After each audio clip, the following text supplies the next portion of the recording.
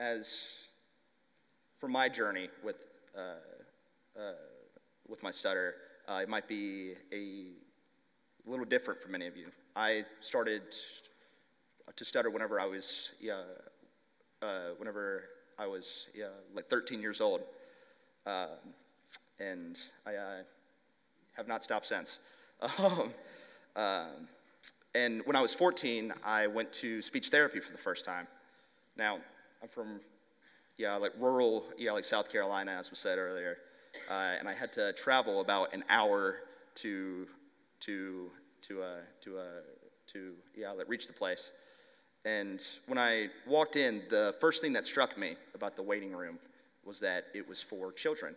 There were like play toys and stickers everywhere. And when I was called back in for the evaluation, there was really nothing else in the room except for this small little plastic purple chair in the middle of the room. It was the only seat in the room, so I sat down with my knees literally pressed on my chin, and the woman hands me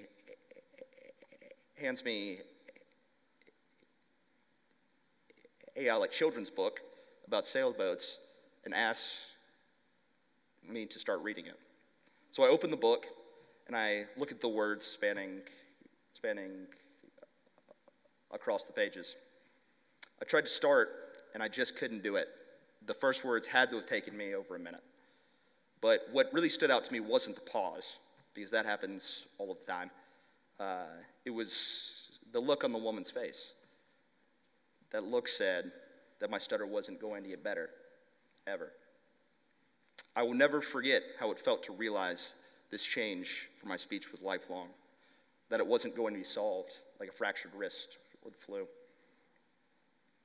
And I started to cry. I wouldn't let them take me out of the room back to my parents until I had stopped. And on the car ride home, I just couldn't handle what had happened. I couldn't handle the fact that I was never going to realize this vision I'd made of myself. I couldn't handle being in the valley, looking up at this massive, sheer mountain face, knowing how hard it was going to be to actually face it. So I just put it in a box.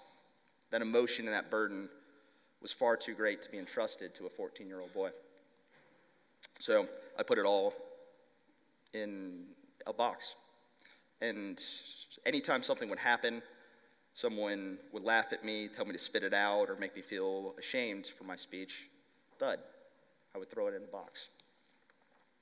And that worked well for a while. I did well in school, like great scholarship, great friends, great jobs, but there was always this, like dusty, overflowing box tucked away somewhere in my mind. I lived my life terrified that I would open the lid or be vulnerable and that dusty box would burst and someone would see who I truly was, a boy in that little purple chair crying onto the pages of a children's book. And as you can guess, that it's no way to live. So about 2 years ago, once I moved up to Washington, D.C. for work with my wife, I actually started to look at the box. I finally felt stable and secure enough to start going into that dusty attic. The process of unpacking this box began with a simple realization. I could no longer ignore this part of my life. It was a part of me, and for me to be wholly comfortable with myself, I had to be comfortable with my stutter. Avoidance was no longer an option. The first step was acknowledging the existence of the box and accepting that it was okay to feel the way that I did. This acknowledgement was both liberating and terrifying, as it meant confronting years of suppressed emotions.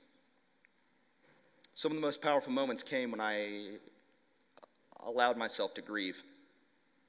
I grieved for the opportunities I felt I had missed, for the times I remained silent out of fear, and for the younger version of myself that had felt so isolated. This grief was an essential part of the healing process, a necessary release of emotions that had been bottled up for far too long. It was through this grief that I started to find a sense of peace. And although I made some progress, looking at just how full the box was, I knew it wasn't something I was able to do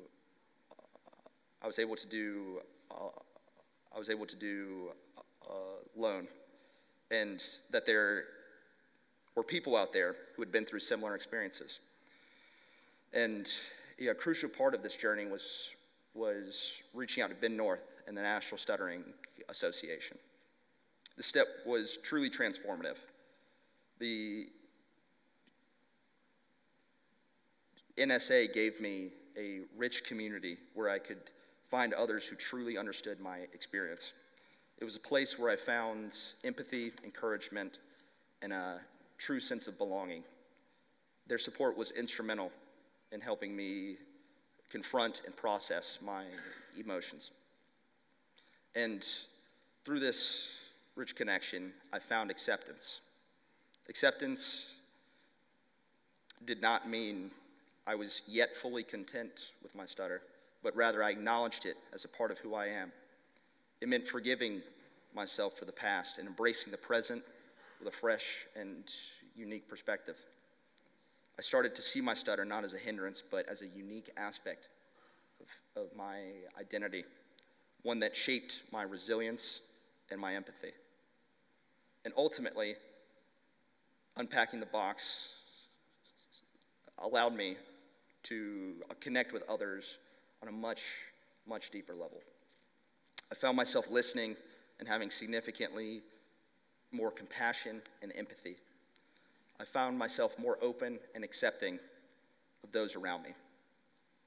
Unpacking this box was not easy, and it is a process that still continues. But each day, I feel lighter, more authentic, and more at peace with myself. And thinking back nearly 10 years ago to the day, to that little boy in that little plastic purple chair, I'm proud of how far I've come. So if you'll humor me, I would like to read you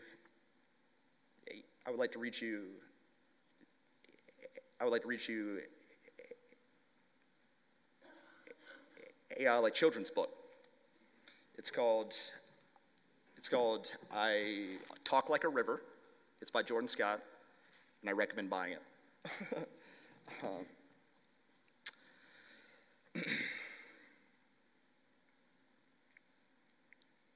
I wake up each morning with the sounds of words all around me. P for the pine tree outside of my bedroom window. C for the crow in its branches.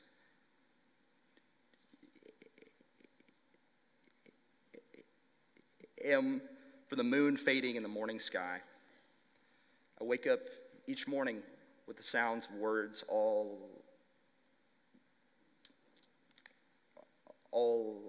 around me, and I can't say them all.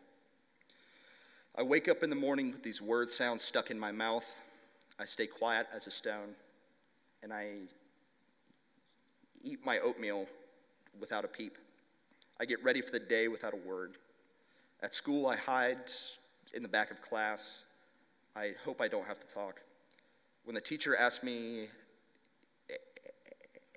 a question, all my classmates turn and look. They don't see a pine tree sticking out from my lips instead of a tongue. They don't hear the crow caw from inside my throat. They don't hide their eyes from the moonlight that shines from my open mouth. All they hear is how I don't talk like them. All they see is how strange my face looks and that I can't hide how scared I am. My mouth isn't working. It's full with words of the morning. Mornings are always hard, but this one's especially tough. I am more stuck than ever. My teacher says we all have to talk about our favorite place in the world. Today is my turn, but my mouth just isn't working, and I want to go home. My dad picks me up from school. It is just a bad speech day, he says. Let's go somewhere quiet. My dad takes me to the river. We walk along the shores looking for colorful rocks and water bugs. It feels good to be quiet and alone with my dad, but I can't stop thinking about my bad speech day. All those eyes watching my lips twist and twirl, all those mouths giggling and laughing. I feel a storm in my belly and my eyes fill with rain. My dad sees I'm sad and he pulls me close. He points to the river and says, "See how that water moves? That's how you speak." I look at the water. It's bubbling, churning, whirling, and crashing. My dad says, "I talk like a river." That is what I remember to help stop myself from crying. I talk like a river, or from not wanting to speak at all. I talk like a river. And I also think of the calm river far beyond the rapids, where the water is smooth and glistening. This is how my mouth moves. This is how I speak. Even the river stutters, like I do. I wake up in the morning with the sounds of words all around me. I go to school and I tell the class about my favorite place in the world. I talk about the river, and I talk like a river. The end. Thank you all.